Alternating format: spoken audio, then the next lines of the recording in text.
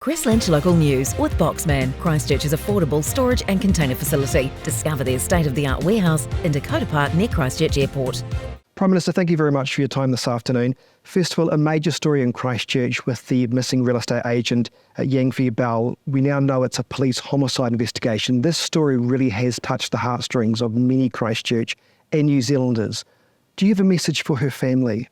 Oh, absolutely. I think for all of her family, obviously I want to extend our condolences, our sympathy for the circumstances that they find themselves in, the uncertainty that they're grappling with at the moment. It's difficult as Prime Minister, I guess, to get into commenting in any detail on a case like this while police are doing such a sterling job of investigating. But obviously, I think we all send our love and support to the family. Well, nicely said.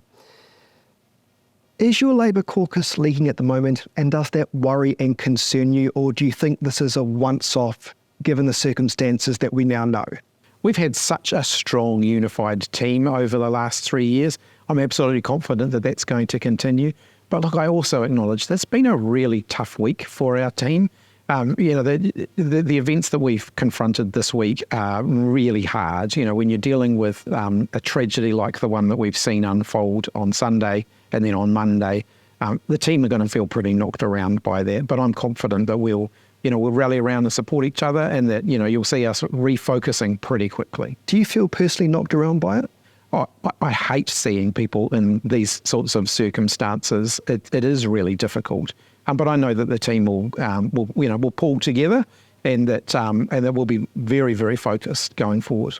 You're in Christchurch at the request of the Canterbury Employers Chamber of Commerce. The major concern they've had with what is happening in this country is crime. Have you heard that message loud and clear now? We're certainly hearing anxiety around certain types of crime across the country and here in Canterbury as well.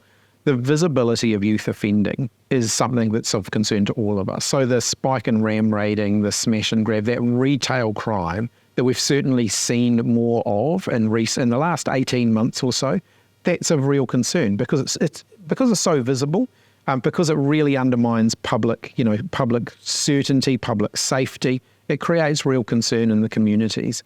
So we really want to actively target that as a government. How can you do that, though? I'll give you an example, Prime Minister.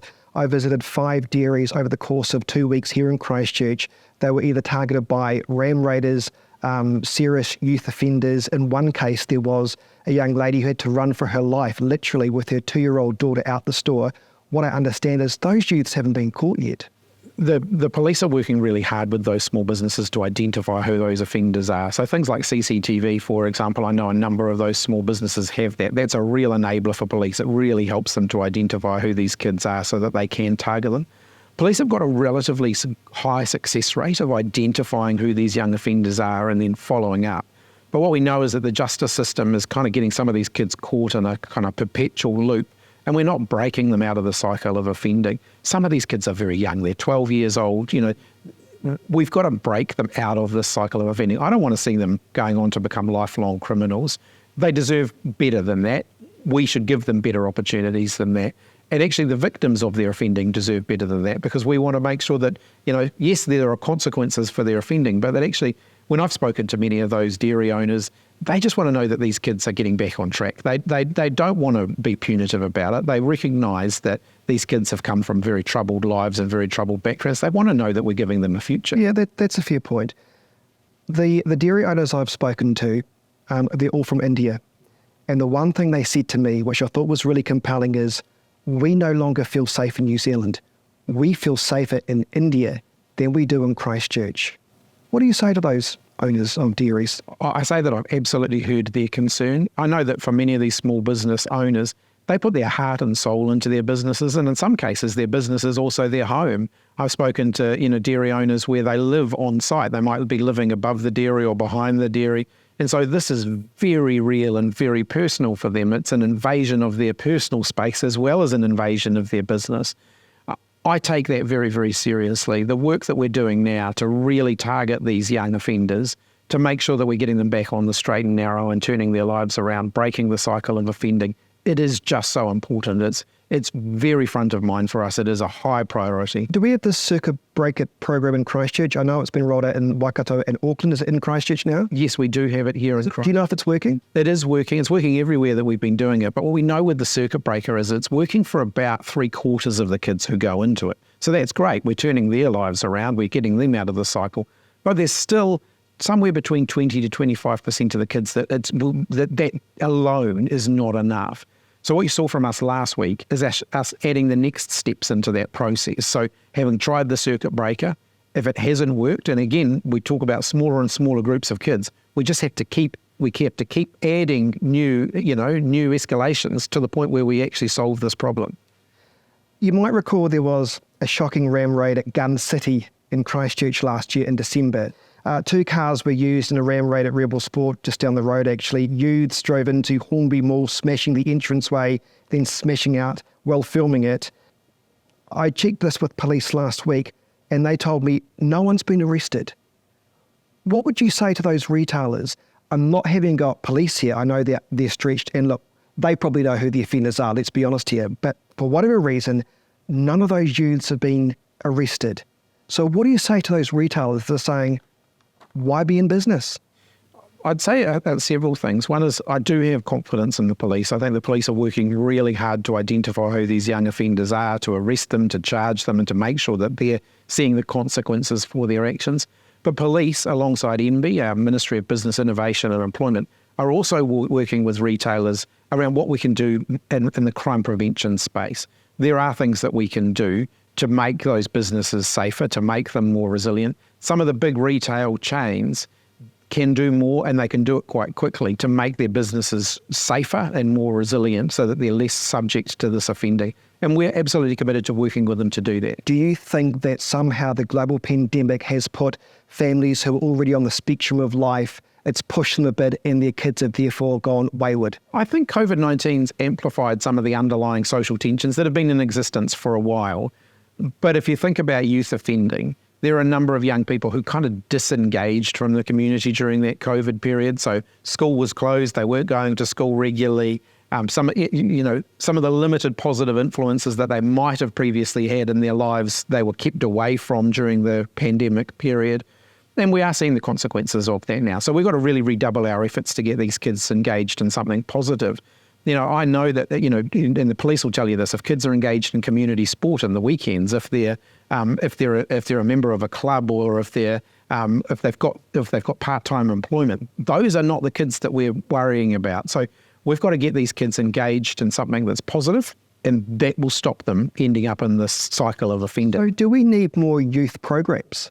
Do we need more after-school weekend programs for youths then to keep them busy, because they're bored, aren't they? Many of these ram raiders are simply bored and have got nothing better to do. One of the things we've been doing is working with local councils about the sorts of things that are available to young people. In some cases they are bored, and that doesn't mean that every young person who's bored is going on to become a youth offender, though. We are still talking about the minority who are doing that.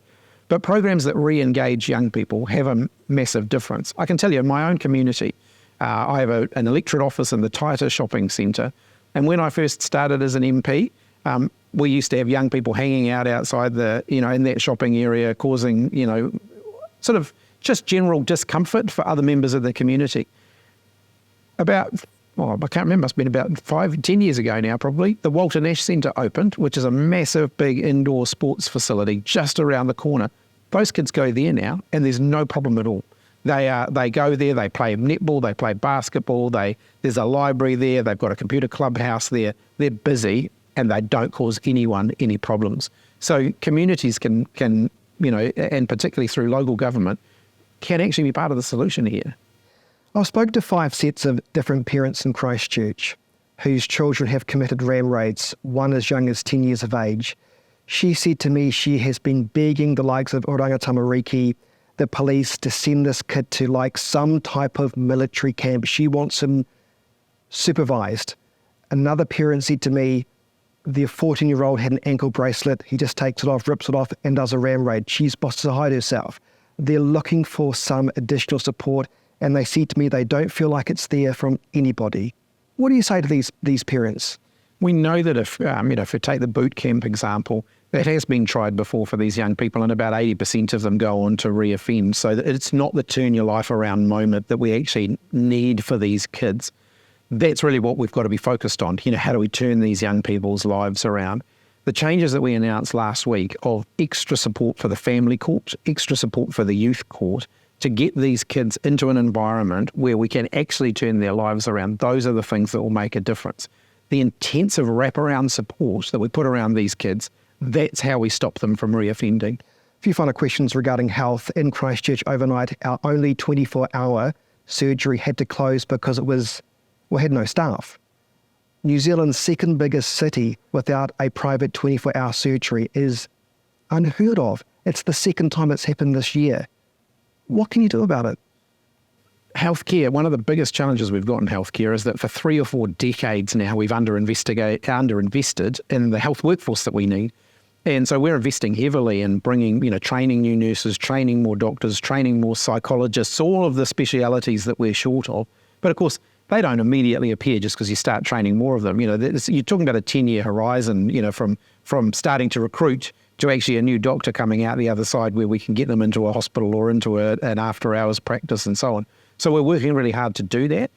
We are bringing more in across the border, existing trained doctors and nurses from abroad. That ultimately, one of our biggest constraints is a workforce. So we're working really hard to turn that around. But anyone who tells you that there's an overnight answer to this is just misleading you. Actually, you're talking about a 10-year horizon in order to really up the medical workforce to deal with the kind of need that we've got. You're in Christchurch today. I feel like we've talked about what's wrong, what's going wrong in the city. So I want to end this interview by asking you what's good about Christchurch. One of the things that I have loved about visiting Christchurch in the last 3 or 4 years in particular is just seeing how the city is bouncing back after a really difficult decade or so following the quakes. For a period of time there, it felt like every time I visited Christchurch, something else had disappeared, something else had gone. Now, every time I visit Christchurch, it feels like there's something else new that's popped up. There's a real vibrancy about the place at the moment. And that is one of the things that I really love about it. Christchurch has always been a very beautiful city. We don't call it the Garden City for no reason. There's nothing quite like being here in the spring and just seeing Christchurch come to life over the spring-summer period. But actually what we're seeing now is just a vibrancy in the whole region, the whole Canterbury region, that really suggests that that really tough decade that flowed on from the quakes, that actually we're coming out the other side of that now, and it's really exciting. Prime Minister, appreciate your time.